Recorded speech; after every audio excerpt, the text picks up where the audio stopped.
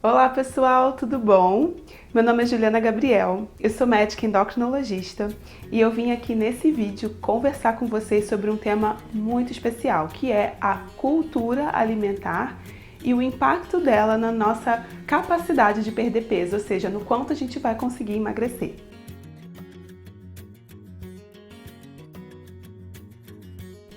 Bom, para gravar esse vídeo, eu tirei uma foto com a minha mãe, que vai ser a capa desse vídeo, né? Que foi uma brincadeira, na verdade, uma camiseta que a gente comprou no fim do ano, que era queria feijão, era sorvete. Na verdade, é uma brincadeira relacionada às pessoas, né, usarem o pote usado do sorvete para guardar o feijão no congelador. Isso é muito comum entre as famílias, pelo menos eu conheço várias pessoas que fazem isso, e aí a pessoa vai lá abrir achando que era sorvete, no fim era um feijão. E a frase ao contrário é engraçada porque eu e a minha mãe, a gente adora feijão. E eu sou carioca, vocês já devem ter percebido pelo meu sotaque.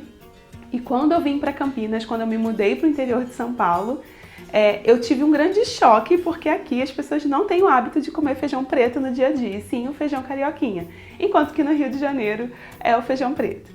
E, na verdade, existiram muitas diferenças no hábito alimentar do interior de São Paulo para o Rio de Janeiro, da onde eu vim.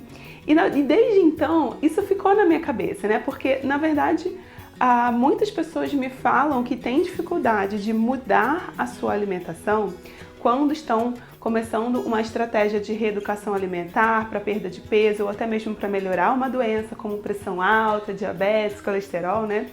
E elas impactam num fator que muita gente não leva em consideração, mas que é um fator muito importante que pode atrapalhar a nossa mudança alimentar, que é a cultura alimentar. Então, aquilo que a gente entende como comida normal vem muito da nossa raiz familiar, vem muito da cultura onde a gente vive. Um grande exemplo é esse feijão, né? Porque para mim, feijão de verdade é feijão preto. E para muita gente, feijão de verdade, o feijão do dia a dia é o feijão carioquinha, como é o caso dos meus colegas aqui de Campinas, né? E talvez para eu mudar, para eu acostumar com o feijão carioquinha, isso demorou muito tempo. E eu não vou mentir para vocês, até hoje eu não gosto muito, eu prefiro quando é feijão preto no dia a dia. Porque afinal de contas eu passei a minha vida inteira comendo feijão preto. Isso acontece muito, por exemplo, quando eu atendo pessoas que querem emagrecer e com isso reduzir os carboidratos refinados, por exemplo, então elas vão deixar de comer o pão no café da manhã para comer, sei lá, uma fruta com aveia. E isso a pessoa fala, nossa, mas eu sinto falta, parece que eu não tomei café da manhã, parece que aquilo não está adiantando, não está me sustentando, porque são muitos anos dessa cultura alimentar. E eu sempre converso sobre isso com os meus pacientes, eu falo muito sobre isso no workshop que eu tenho sobre alimentos, emoções e emagrecimento. Inclusive, esse tema da cultura alimentar, ele é um tema bem aprofundado nesse workshop justamente porque às vezes você quer mudar, às vezes você já entendeu que você precisa mudar, às vezes você até gosta da segunda opção, mas aquilo está tão enraizado dentro de você que você simplesmente não consegue. Então, a coisa do café com leite e pão com manteiga no café da manhã para o brasileiro, isso é muito forte. E falar para alguém não comer pão de manhã, às vezes isso é uma grande dificuldade. E não é culpa da pessoa que ela consiga, porque a nossa cultura alimentar ela é muito enraizada, ela é muito forte mesmo. Para vocês terem uma ideia, eu vou dar um outro exemplo. Tem um casal que eu acompanho no consultório. Uma vez a gente se conheceu numa palestra e eu estava justamente falando sobre essa questão da influência da cultura alimentar na nossa dieta ou no que a gente entende como comida normal.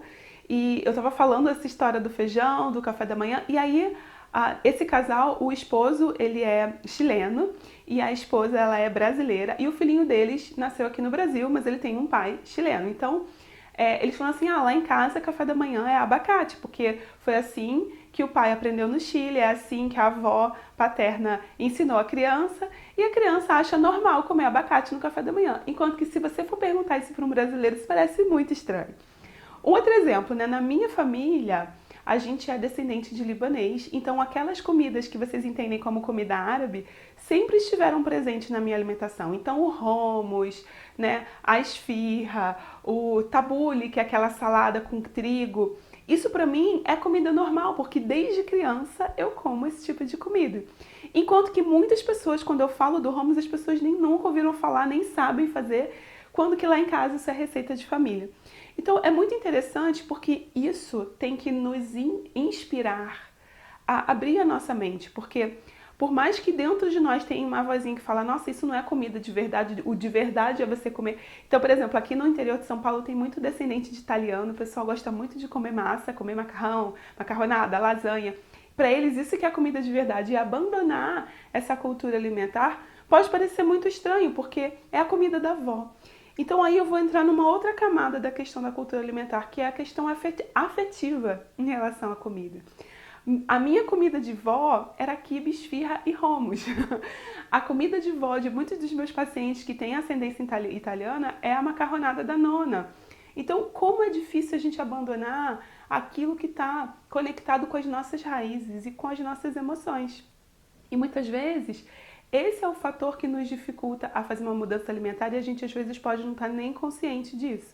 Por isso que eu acho interessante a gente trazer esse conceito de cultura alimentar para você se inspirar em outras culturas, para a gente abrir os nossos horizontes, para testar e experimentar novos sabores e mesmo para a gente ganhar consciência de um possível sabotador interno que pode estar impedindo a gente de fazer uma mudança na nossa alimentação.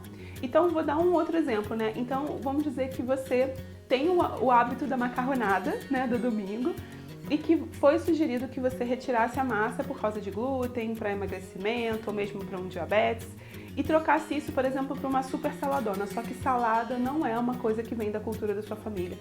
É muito mais difícil para você, mas no momento em que você se torna consciente disso, consciente de que a cultura alimentar é um aprendizado e a gente é passível de ter outros aprendizados ao longo da vida, e de que você, que é pai e mãe, pode mudar a cultura e mudar o aprendizado dos seus filhos, por exemplo, para que a cultura da família se torne uma cultura cada vez mais saudável, cada vez mais variada e não presa a um padrão como era antes, como foi no seu caso ou como foi, por exemplo, no meu caso, né? Quando a gente se abre para o novo, a gente ganha muito mais possibilidades, a nossa alimentação fica muito mais variada e saudável e a gente consegue alcançar os nossos objetivos, seja ele o emagrecimento, seja ele melhorar as taxas, né, de um colesterol, de um diabetes alto, ou até de uma pressão alta, porque daí a gente entende o que pode estar nos sabotando e coloca luz em cima disso para que a gente possa mudar. Bom, meus amores, eu espero que tenha dado para entender o raciocínio. Eu espero que esse vídeo sirva de reflexão para você olhar para a sua cultura alimentar, olhar para aquele alimento que é o alimento conforto, que te lembra a comidinha de mãe, comidinha de vó, e que talvez é aquilo que te impede de mudar, não racionalmente, não porque você não entenda a importância de uma mudança alimentar, mas porque aquilo está pegando na emoção. E quando a gente fica consciente disso, fica muito mais fácil da gente fazer as mudanças necessárias para que a gente possa ter uma vida ainda mais saudável. Espero que vocês tenham gostado desse vídeo. Se você gostou, não esquece de dar aquele joinha para mim. Quando vocês fazem comentários e curtidas, isso me ajuda a que esse vídeo chegue a mais pessoas. Se você está me assistindo no YouTube, não esquece de assinar aqui o canal, compartilhar esse vídeo com alguém que possa se beneficiar desse conteúdo. E se você está me vendo no Instagram, pode compartilhar esse vídeo nos seus stories, pode indicar para os amigos e não esquece de me seguir aqui também para ajudar no crescimento do meu perfil, tá bom? Um beijo bem grande para vocês, eu realmente espero que vocês tenham gostado.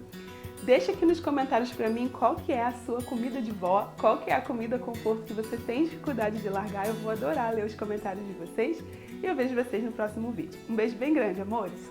Tchau, tchau!